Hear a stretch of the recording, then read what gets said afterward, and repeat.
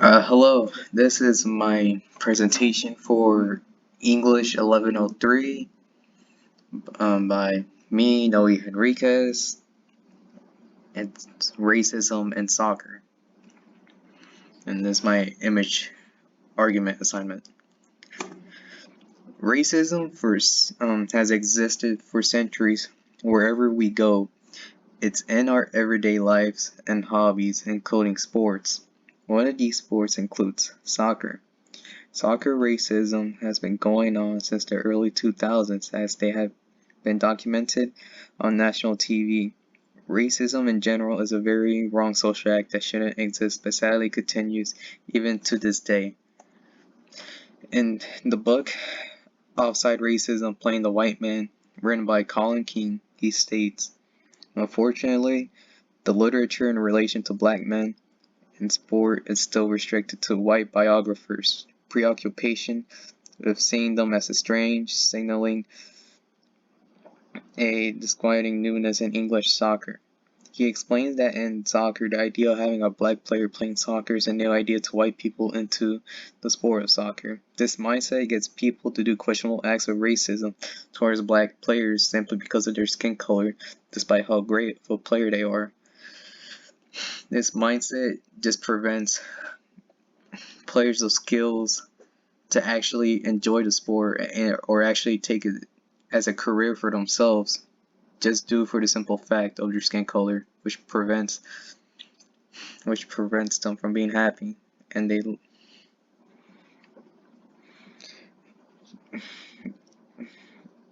And also there have been recorded of racism. An example is an incident of a soccer player whose name is Antonio Rudiger, who plays as a defender for a team in England called Chelsea.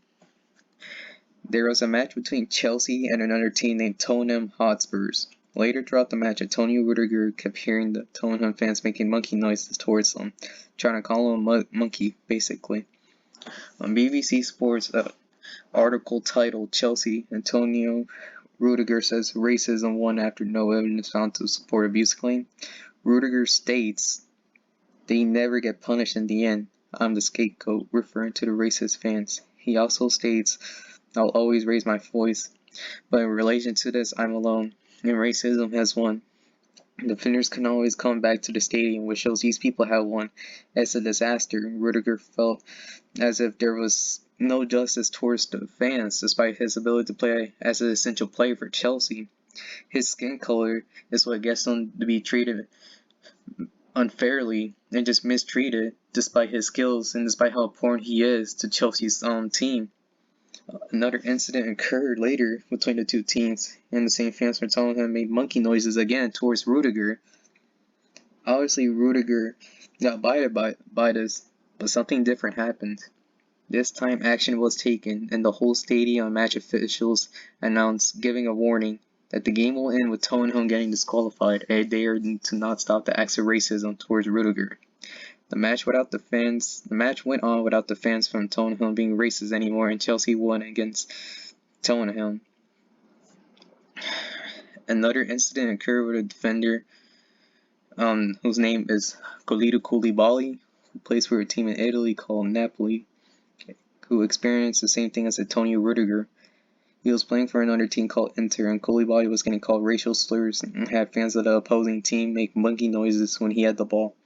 The incident continued throughout the whole match, with Napoli's coach, Carlo Ancelotti, telling the match official multiple times that Inter fans are being racist towards Koulibaly. The match officials, however, did not take any necessary action and kept continuing the game as normal. Carlo Ancelotti has stated that Koulibaly was subjected to monkey noises throughout the game, that he has asked 3 times for the play to be suspended, and that they announced these warnings on the speaker, with the officials telling Carlo Ancelotti that they will take certain action. They have failed to do it, and he later stated that we keep being told the play will be halted. But when, after 4 or 5 announcements, obviously being frustrated with how the match officials did not seem to care. Another incident occurred with Koulibaly, but against a team called Lazio. He talks in a video interview explaining the incident that happened that day. He explained how first a kid asked if he could get Koulibaly's shirt, with Koulibaly agreeing to give the kid the shirt after the game. During the game though, he noticed how the fans kept booing him whenever he had the ball. He even asked his teammates if they were booing him. They were booing him throughout the match. The match officials noticed this, and this time they decided to take action. They halted the game and told Koulibaly that they're on his side. They even told Koulibaly they could end the game if he wanted to due to how the fans are acting right now. Koulibaly said it's fine, that there's no reason to end the game, and that he was winning.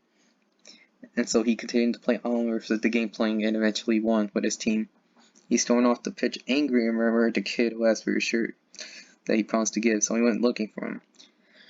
He found him, giving the shirt, and the kid apologized, saying, "I'm sorry for what happened." The kid apologizing for half of the stadium bullying Koulibaly because of his skin color. Koulibaly even goes as far as talking about how it's a cruel world where people don't like him because of his skin color.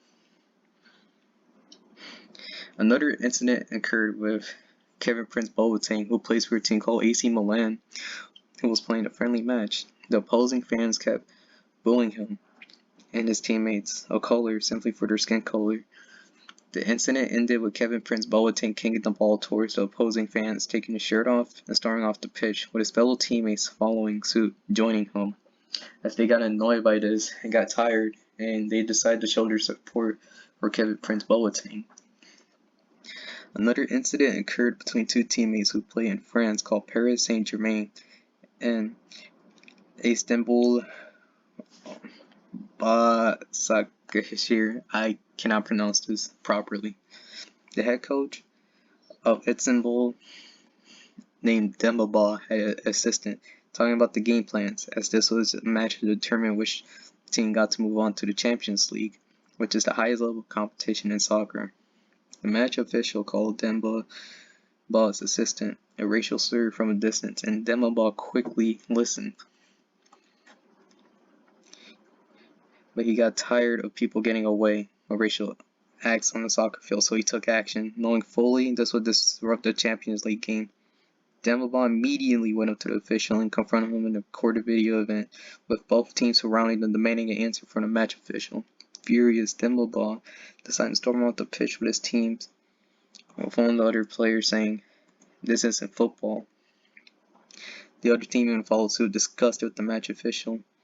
Kylian Mbappe, the star striker of Paris Saint-Germain, he said, we don't want to play with that match official. We want him out of here," delaying the Champions League game. This sparked a powerful movement showing people have power to not tolerate racism anymore.